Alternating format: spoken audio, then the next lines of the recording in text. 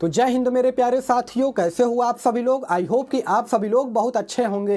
दोस्तों, भारतीय डाक विभाग की अगर मैं बात करूंगा तो एक बहुत बड़ा अपडेट सामने निकल करके आ रहा है दोबारा हड़ताल को लेकर के। देखिए, इसके रिगार्डिंग में मैंने एक बार और भी वीडियो बनाया था और आप सभी लोगों को जानकारी दिया था कि 11 जनवरी 2024 के दिन भारतीय डाक विभाग के जितने भी यूनियन है ना, सभी यूनियन के द्वारा ये हड़ताल किया जाएगा। तो दोस्तों, आज तारीख है 11 जनवरी 2024 और आज भारतीय डाक विभाग के द्वारा जितने भी यूनियन है, सभी यूनियन एक साथ मिलकर के ये हड़ताल कर रहे हैं। तो दोस्तों, ये हड़ताल क्यों किया जा रहा है ये आपके लिए जानना बेहद जरूरी है। तो आप सभी लोग को मालूम भी होगा दोस्तों कि कुछ दिन पहले क्या हुआ था कि जीडीएस कर्मचारी के द्वारा 12 दिसंबर 2023 से लेकर के 15 दिसंबर 2023 तक, यानी कि 4 दिनों तक अनिश्चितकालीन हड़ताल चलाया गया था, जिसे कि ऑल इंडिया ग्रामीण डाक सेवक यूनियन के महासचिव एस महादेवैया जी के द्वारा लीड किया जा रहा था दोस्तों। लेकिन मात्र 4 दिन जो है वो स्ट्राइक चला था, उसके बाद उसे पूरी तरीके से उस स्ट्राइक को रोक दिया गया था। उसमें हुआ क्या था दोस्तों कि जितने भी जीडीएस कर्मचारी जो है इस हड़ताल में शामिल थे ना, भारत सरकार की तरफ से 30,000 जीडीएस कर्मचारी को टर्मिनेट कर दिया गया था। और ये पूछा गया था कि आप इस हड़ताल में क्यों शामिल थे, बल्कि सरकार को सब कुछ मालूम है कि जीडीएस कर्मचारी अपनी जायज मांगों को मनवाने के लिए ये हड़ताल जो है वो कर रहे थे। तो दोस्तों, इस बार जो है भारतीय डाक विभाग के जितने भी यूनियन है ना, वो सभी खड़े हैं एक जीडीएस कर्मचारी के साथ में। दोस्तों, यहाँ पे सवाल 2,63,000 जीडीएस कर्मचारियों का है, छोटा मोटा सवाल नहीं है दोस्तों। तो दोस्तों, कौन कौन से यूनियन इस हड़ताल में शामिल है ये देख लीजिए। तो नंबर 1 की अगर मैं बात करूंगा तो ऑल इंडिया ग्रामीण डाक सेवक यूनियन, जिसे हम लोग AIGDSU के नाम से जानते हैं, ये जो यूनियन है वो शामिल है इस हड़ताल में। दूसरे नंबर की बात करूंगा तो all India postman and MTS union शामिल है। तीसरे नंबर की बात करूंगा तो all India RMS and MMS union भी शामिल है। और चौथे नंबर की बात करूंगा तो all India postal employee on group C and other union भी इस हड़ताल में पूरी तरीके से शामिल है। दोस्तों, सवाल ये आता है कि जो ये हड़ताल चल रहा है ना, इस हड़ताल में क्या कुछ बदलाव होगा कि नहीं होगा। देखिए, एक जो है यूनियन के द्वारा किया क्या गया है कि एक लेटर लिखा गया है भारतीय डाक विभाग के सेक्रेटरी को। यहाँ पे इस लेटर को देख सकते हो, मैंने स्क्रीनशॉट लगा दिया है। उसके अलावा चार्टर ऑफ डिमांड भी लिखा गया है, जो जो जायज मांगे हैं ना एक भारतीय डाक विभाग के जो कर्मचारी हैं उनको, ये भी चीज लिखा गया है दोस्तों। आप सभी लोग यहाँ पे रीड कर सकते हो। और यहाँ पे अगर आप सभी लोग को सही से नहीं दिख रहा है तो आप चले जाइएगा मेरे टेलीग्राम चैनल पर। टेलीग्राम चैनल का लिंक मैंने वीडियो के डिस्क्रिप्शन में डाल दिया है, वहां पर इस लेटर को मैं डाल दूंगा। और जो चार्टर ऑफ डिमांड है उसे भी मैं वहां पे शेयर कर दूंगा, वहां से आप सभी लोग अच्छी तरीके से पढ़ सकते हो। देखिए, मेन फैक्ट क्या है वो मैं आपको बता देना चाहता हूं। चार्टर ऑफ डिमांड के अंतर्गत जो है क्या क्या बातें रखी गई हैं वे जानना आपके लिए बेहद जरूरी है। तो नंबर 1 की अगर मैं बात करूंगा तो जीडीएस कर्मचारियों के लिए यहाँ पे आवाज उठाया गया है दोस्तों पुरजोर तरीके से, क्योंकि जानते हैं एक जीडीएस कर्मचारी की सैलरी की अगर मैं बात करूंगा तो इस वक्त बहुत ज्यादा कम है। और इतने कम सैलरी में एक जीडीएस कर्मचारी के घर का गुजारा नहीं चल पाता है दोस्तों।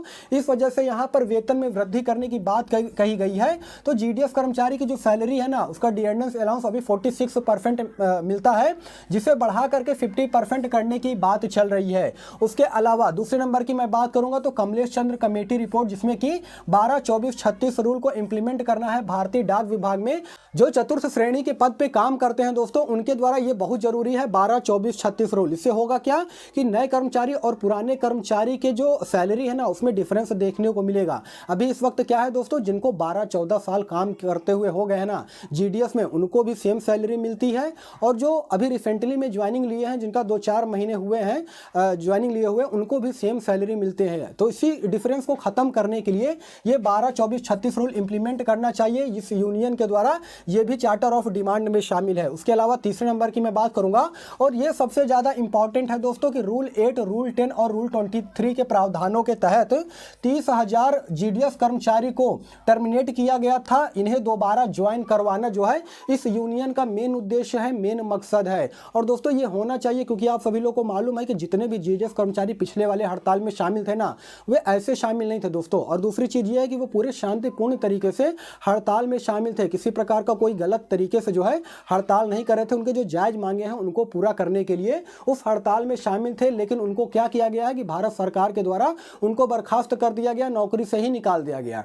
तो उनको दोबारा ज्वाइनिंग कराने के लिए अब सभी यूनियन जो है एक साथ आ गई है और जीडीएस कर्मचारी के सपोर्ट में खड़ी हो गई है। तो इस बार पूरी उम्मीद है दोस्तों कि जितने भी कर्मचारी को टर्मिनेट किया गया है ना, उनको दोबारा जो है ज्वाइनिंग दिया जाएगा। लेकिन इस हड़ताल के बाद ही पता चलेगा कि क्या कुछ रिजल्ट निकल करके आता है, ये अभी कुछ कह पाना भी सही नहीं है। चौथे नंबर की अगर मैं बात करूंगा तो नया पोस्ट ऑफिस विधेयक बिल जो पारित हुआ है 2024 में, उसके कुछ प्रावधान को बिल्कुल भी नहीं बदलना चाहिए था दोस्तों, जिसे कि पूरी तरीके से बदल दिया गया है। इस चार्टर ऑफ डिमांड में ये भी शामिल है कि इस विधेयक बिल में जो कुछ प्रावधान है उसे नहीं बदलना चाहिए, उसे फिर से जो पुराना प्रावधान था ना उसे वापस करना चाहिए, ठीक है ना। ये भी इस चार्टर ऑफ डिमांड में शामिल है। और 5वें नंबर की मैं बात करूंगा तो ओल्ड पेंशन स्कीम जो है वो लागू होना चाहिए, जिससे होगा क्या कि जो जीडीएस कर्मचारी रिटायर्ड हो जाते हैं ना, रिटायर्ड होने के बाद उनको पेंशन मिलता है, वो पेंशन सुविधा बनी रहे, उनको मिलता रहे।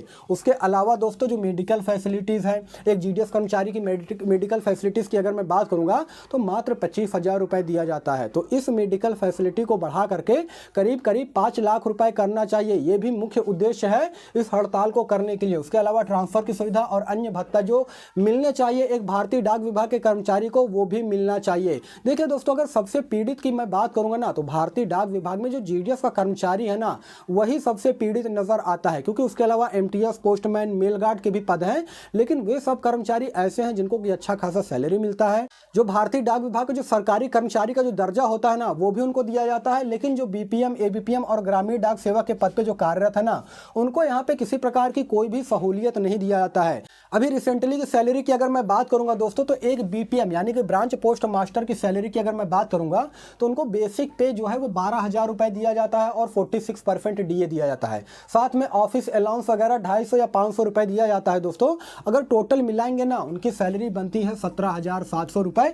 एक बीपीएम की सैलरी की बात मैं कर रहा हूँ। उसके अलावा अगर एक एबीपीएम कर्मचारी की सैलरी की अगर मैं बात करूंगा तो 10,000 रुपए बेसिक पे दिया जाता है 46% डीए के साथ। उसके अलावा ऑफिस अलाउंस दिया जाता है दोस्तों, यानी कि 14,700 रुपए एक एबीपीएम की सैलरी है। तो दोस्तों इतने महंगाई में जो है गुजारा नहीं चल पाएगा इन सभी लोगों का, इसलिए ये हड़ताल किया जा रहा है। आप सभी लोगों का इस पर क्या ओपिनियन है, अपना ओपिनियन जो है कमेंट सेक्शन में कमेंट कर सकते हो। और वीडियो अगर आपको इन्फॉर्मेटिव लगा हो तो वीडियो को लाइक कीजिएगा, चैनल को जरूर सब्सक्राइब कीजिएगा इसी प्रकार के गवर्नमेंट जॉब के मोर अपडेट के लिए। बाकी फिर मिलेंगे किसी नेक्स्ट वीडियो में, तब तक के लिए धन्यवाद।